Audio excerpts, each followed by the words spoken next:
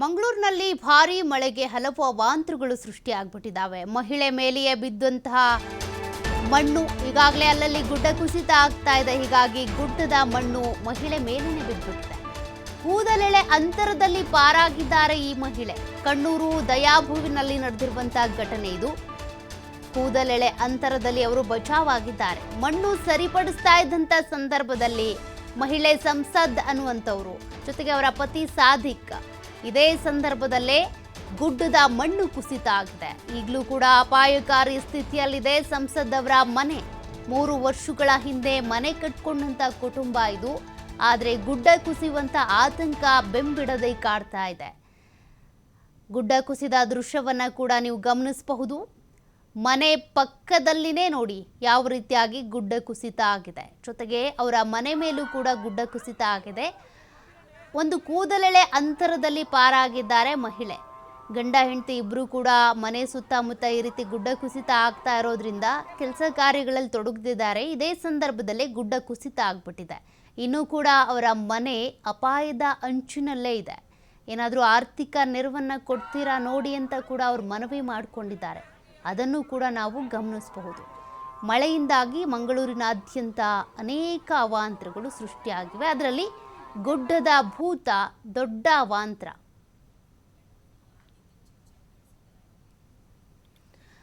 ಈ ರೀತಿ ಗುಡ್ಡ ಕುಸಿತಕ್ಕೆ ಒಳಪಟ್ಟಿರುವಂತಹ ಆ ಮನೆ ಮಾಲೀಕರನ್ನೇ ನಮ್ಮ ಪ್ರತಿನಿಧಿ ಮಾತನಾಡಿಸಿದ್ದಾರೆ. ಆದಿತ್ಯ, ನೋಡೋಣ.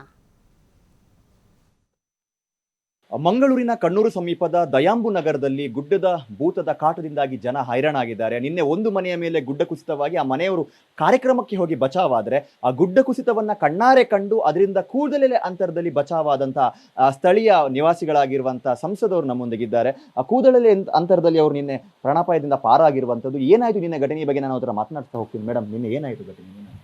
ನಿನ್ನೆ ನಾನು ಮತ್ತು ನನ್ನ ಹಸ್ಬೆಂಡ್ ಇಬ್ಬರು ಮಕ್ಕಳಿದ್ದೆವು. ಮಣ್ಣೆಲ್ಲ ಮಣ್ಣು ಬರುವಾಗ ಅಪ್ಪ ಮತ್ತು ಮಗಳು ಆ ಕಡೆಯಿಂದ ಹೋದರು. ನಾನು ಮತ್ತು ನನ್ನ ಮಗ ಒಳಗಡೆಯಿಂದ ಬರುವಾಗ ಮಣ್ಣು ನನ್ನ ಹಿಂದಗಡೆ ಬಂತು. ಮಣ್ಣು ಬರುವಾಗ ನಾನು ಮುಂದೆ ಬಂದು ಅಲ್ಲಿಂದ ಬಿದ್ದು ನಾನು ಒಳಗೆ ಪಾರಾದೆ. ಆ ಮಣ್ಣು ಏನು ಕುಸಿದು ಬೀಳುವಾಗ ನಿಮ್ಮ ಮೇಲೆ ಬಂದು ಬಿತ್ತದು? ಮಣ್ಣೆಲ್ಲ ಬೀಳುವಾಗ ನಾನು ಮುಂದೆ ಓಡಿಕೊಂಡು ಬಂದೆ. ಮಗ ಮತ್ತು ನಾನು ಓಡಿಕೊಂಡು ಬಂದು ನಾನು ಒಳಗೆ ಬಂದೆ. ನಂತರ ಮಣ್ಣೆಲ್ಲ ಒಳಗಡೆ ಬಂತು. ನೀರು ಮಣ್ಣು ಎಲ್ಲ ಒಳಗಡೆ ಬಂತು. ಮತ್ತು ಇಲ್ಲಿಂದ ಕೆಳಗೆ ಮನೆಗೆಲ್ಲ ಹೋಯ್ತು. ಜಸ್ಟ್ ಮಿಸ್ ಅಂತ ಹೇಳ್ಬೋದಲ್ಲ ಮೇಡಮ್? Just miss. ಮತ್ತು ಹಸ್ಬೆಂಡಿನ ಕಾಲಿಗೆಲ್ಲ ಮಣ್ಣು ಕುಸಿದು ಮತ್ತು ಅವರೇನು ಪಾರಾದರು. ನಾನು ಮತ್ತು ಮಗ ಈಗ ಒಳಗಡೆ ಬಂದು ನಾವಿಬ್ಬರು ಪಾರಾದೆ. ಸ್ವಲ್ಪ 5 ನಿಮಿಷ ಕಳೆದ್ರೆ ಇಲ್ಲ ನಾನು ಕೂಡ ಮಣ್ಣಿನ ಒಳಗೆ ಇರ್ಬೋದು ಅಷ್ಟೇ. ತುಂಬ ಆಸೆಯಿಂದ ಮನೆ ಕಟ್ಟಿದ್ರಿ ಅಂತ ಹೇಳ್ತಾ ಇದ್ರು. 4-5 ವರ್ಷ ಅಷ್ಟೇ ಆಗಿದೆ. ಏನು ಪರಿಸ್ಥಿತಿ? ಅದೇ ಏನು ಮಾಡೋದು, ಕಷ್ಟಪಟ್ಟು ನಾವು ಕಟ್ಟಿದ್ದೇವೆ. ಏನು ಮಾಡಲಿಕ್ಕೆ ಆಗೋದಿಲ್ಲ ಅಲ್ಲ. ಮತ್ತು ಕೆಳಗೆ ಹೋಗಿ ಕೂತ್ಕೊಳ್ಳಿಕ್ಕೆ ನಮಗೆ ಅಷ್ಟು ಹಣ ಇಲ್ಲ ನಮ್ಮ ಕೈಯಲ್ಲಿ. ಚಿಕ್ಕ ಚಿಕ್ಕ ಮಕ್ಕಳಲ್ಲ, ನಾವೇ ದುಡಿದು ಆಗಬೇಕಲ್ಲ ಎಲ್ಲದಕ್ಕೂ. ಅದೇ ನಮಗೆ ಸ್ವಲ್ಪ ಸಹಾಯ ಮಾಡಿದರೆ ಆಗ್ಬೋದು. ಮತ್ತು ನಮ್ಮ ಕೈಯಲ್ಲಿ ಏನು ಮಾಡಲಿಕ್ಕೆ ಸಾಧ್ಯ ಇಲ್ಲ. ಚಿಕ್ಕ ಮಕ್ಕಳ ದುಡಿಯೋ ಮಕ್ಕಳೇನಿಲ್ಲಲ್ಲ, ಅವರೊಬ್ಬರೇ ದುಡಿಬೇಕಲ್ಲ. ನಾವು ಅವರನ್ನು ಇದು ಮಾಡೋದಾ? ಇನ್ನು ಮನೆಯ ಪರಿಸ್ಥಿತಿ ನಾವು ನೋಡೋದಾ? ಇನ್ನು ಎಲ್ಲದಕ್ಕೆ ಕಷ್ಟವಲ್ಲ ನಮಗೆ. ಇನ್ನು ಬೇರೆ ಕಡೆ ನಾವು ಹೋಗ್ಬೇಕಷ್ಟೇ. ಇದು ಮನೆಯವರ ಒಂದು ನೋವಿನ ಕಥೆ. ಯಾಕಂದರೆ ಸುಮಾರು 3-4 ವರ್ಷ ಅಷ್ಟೇ ಆಗಿತ್ತು. ಸಾಲ ಸೋಲ ಮಾಡಿ ಮನೆ ಕಟ್ಟಿದ್ರು.